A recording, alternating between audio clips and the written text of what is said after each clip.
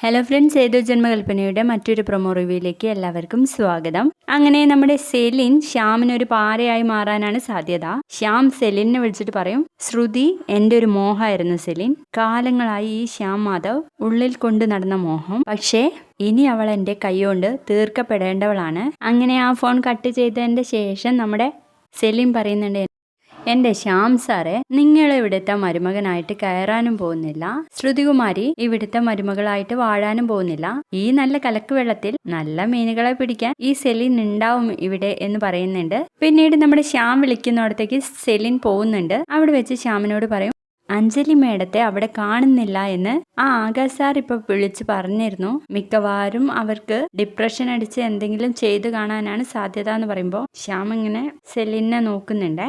അതിനുശേഷമാണെങ്കിൽ നമ്മുടെ അശ്വന് ശ്രുതിയുടെ നിരപരാധിത്വം മനസ്സിലായല്ലോ. അതുകൊണ്ട് തന്നെ ശ്രുതിയെ കെട്ടിപ്പിടിക്കുന്നുണ്ട്, എടുത്തുകൊണ്ട് പോകുന്നുണ്ട്.